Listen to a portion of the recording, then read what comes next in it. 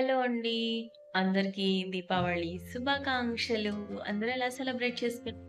మేము చాలా సెలబ్రేట్ చేసుకున్నాం. ఆహ్, నేనైతే ఒక బ్యూటిఫుల్ రంగోలి వేశా. చాలా చాలా వచ్చింది.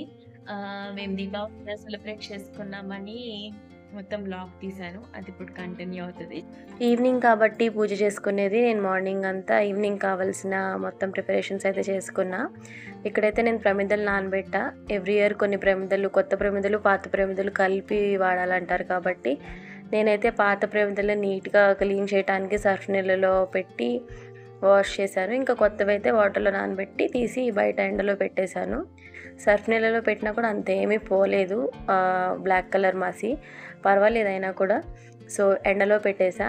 దీని తర్వాత ఏంటంటే పేల్చే క్రాకర్స్‌ని కూడా ఎండలో పెట్టాము. ఎవ్రీ ఇయర్ కూడా లాస్ట్ ఇయర్ మిగిలినవి, ఈసారి తెచ్చినవి ఎండలో పెడతామనమాట.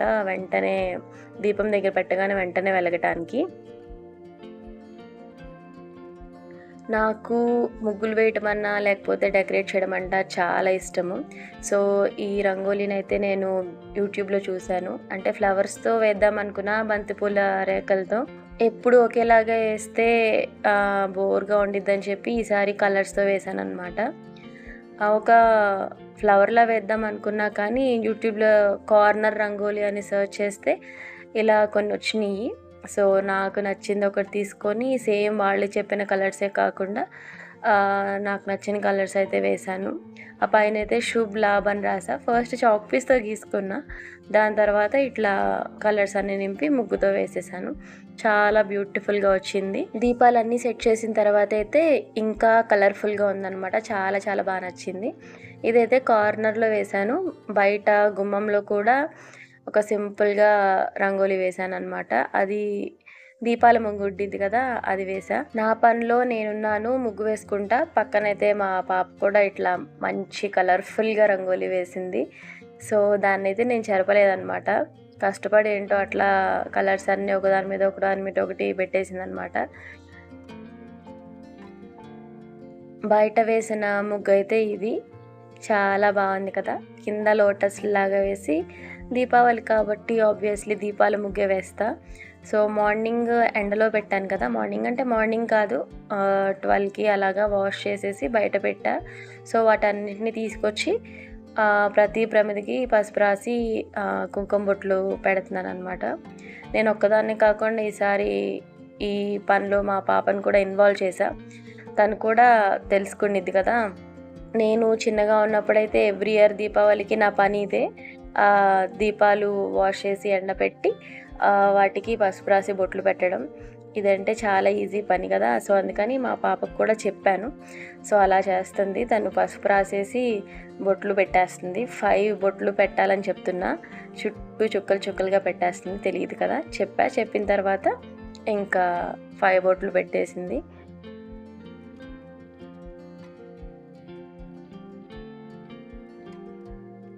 అన్నిటికీ పసుపు రాసి కుంకుమ బొట్లు పెట్టిన తర్వాత దాంట్లో ఆయిల్ వేసేసి ఒత్తులు వేసేసుకున్నా.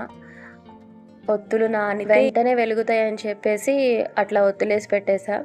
సో, ఇంకా ముగ్గులన్నీ వేసి ఇట్లా దీపాల్లో నూనె అంతా వేసేసి ఇంట్లో అంతా క్లీన్ చేసేసుకొని ఇంకా ఫ్రెష్ అయిపోయి వచ్చేసి మార్నింగ్ నేను పూజ చేయలేదు, ఈవినింగే చేద్దామని చెప్పి ఇంకా పరమాన్నం అండ్ ఇది మామిడికాయ పులిహోర ఈ 2 చేశాననమాట. స్వీట్ పరమాన్నం వండేశాను. గులాబ్ జామ్ చేద్దామన్నా కూడా మా ఇద్దరు పిల్లలకి దగ్గనమాట. అది షుగర్ కాబట్టి నేను ఓన్లీ బెల్లంతో పరమాన్నం చేశా. ప్రసాదం ప్రిపేర్ చేసుకొని దేవుడి దగ్గర అంతా రెడీ చేసుకొని సారీ అంతా కట్టుకొనొచ్చి ఇంకా పూజ అయితే స్టార్ట్ చేశాము. 6:30 అయిపోయింది పూజ స్టార్ట్ చేసేసరికి. ఎప్పుడో 2:30 నుంచి స్టార్ట్ చేశా ఈ ముగ్గులన్నీ వేయటం. అయినా కూడా 6:30 అయిపోయింది. దీపాలన్నీ వెలిగించిన తర్వాత ఎంత బాగుందో! చాలా కలర్‌ఫుల్‌గా ఉందనమాట. నేనైతే అష్టలక్ష్మి స్తోత్రం చదువుకున్నా. లక్ష్మీదేవికి కాబట్టి అందరు లక్ష్మీల స్తోత్రం చదివేశాను. దాని తర్వాత అయితే వెలిగించిన దీపాలన్నిటినీ ముగ్గు వేశా కదా! దాంట్లో అయితే తమలపాకులు పెట్టా. తమలపాకుల మీద ఈ ప్రమిదలు పెట్టేశా. 2 ప్రమిదలు పెట్టలేదు. సో, అందుకని చెప్పి కింద తమలపాకు వేసి ఒక్కొక్క ప్రమిద పెట్టేశాను. ప్రమిదలన్నీ పెట్టేసిన తర్వాత ఎంత కలర్ఫుల్గా వచ్చిందో ఆ అవుట్పుట్ మాత్రం చాలా బాగుంది. ఈ రంగోలీ ఎలా ఉందో నాకు కమెంట్స్లో కమెంట్ చేయండి. ఇల్లంతా దీపాలు పెట్టేసిన తర్వాత మేము తెచ్చుకున్న కొన్ని క్రాకర్స్ అయితే కాల్చాం. మేము పెద్ద పెద్ద సౌండ్లు వచ్చే క్రాకర్స్ ఏం తీసుకురాలేదు. చిన్నపిల్లలు కాబట్టి వాళ్ళకి చాలా భయం అనమాట. ఇప్పుడు ఇచ్చే కాకరపోతులు పట్టుకోవడానికే చాలా భయపడిపోతున్నారు. సో నాకు కూడా అంత ఎక్కువ ఇంట్రెస్ట్ లేదనమాట క్రాకర్స్ కాల్చడానికి. సో అందుకని చెప్పేసి నేను కూడా ఓన్లీ కాకరపోతులే కాల్చా. దీపావళి అంటే దీపాల పండగ కాబట్టి దీపాలు, లైట్స్ ఇవే నాకు నచ్చుతాయి. చిన్నప్పటి నుంచి కూడా ఎక్కువ సౌండ్లు వచ్చే క్రాకర్స్ కాల్చేదాన్ని కాదు. చిచ్చుబుడ్లు లేకపోతే భూచక్రాలు అవే కాల్చేదాన్ని. సో మా గుమ్మంలో కాల్చిన తర్వాత బయట గేట్ దగ్గరికి వచ్చి కూడా కొన్ని క్రాకర్స్ కాల్చాము.